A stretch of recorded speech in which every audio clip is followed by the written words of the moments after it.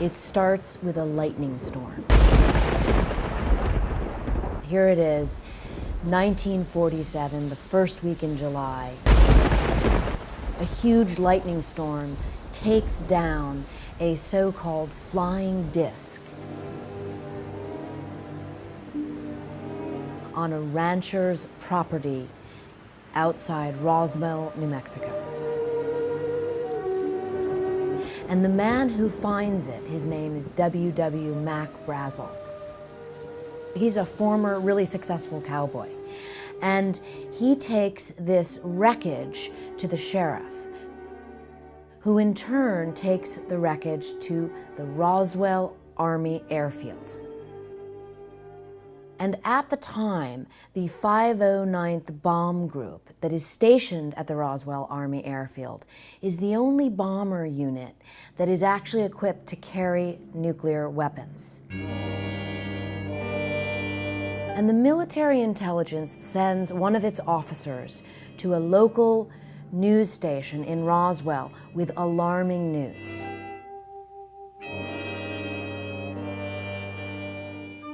And so this press release has legs, and it picks up a lot of attention, and people are very interested in this.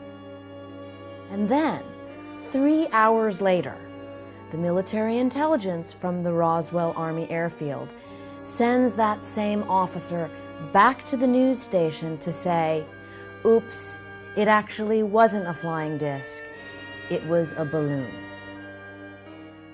That idea, the idea of, oh, people, nothing happened, move along, go back to your business, it wasn't a flying disc, it was simply a weather balloon, that idea actually took hold, and people forgot about Roswell, New Mexico for 31 years. And that all changed in the early 80s after a ufologist named Stan Friedman, who is also a nuclear physicist, began to interview eyewitnesses who had been privy to this event back in 1947, who told these researchers, these UFO researchers, that they had kept their mouth shut because they'd been threatened by the government. And so in the early 1980s, when this came out in the form of a book, the Roswell story became front and center for many people. And about that same time, a man emerged from Area 51, claiming to have seen a flying saucer there and maybe a small alien being. And this became the link between Roswell, New Mexico, and Area 51. So I was the first journalist that had 74 men who had worked at Area 51 go on the record with me about what it was like at this secret military facility. One of my sources, who was a nuclear weapons engineer, whose credentials were impeccable to me, who had been with the Atomic Energy Commission for several decades, including work on the Manhattan Project, tells me the flying disc that landed at Roswell had not been sent from outer space, but had in fact been sent by Stalin.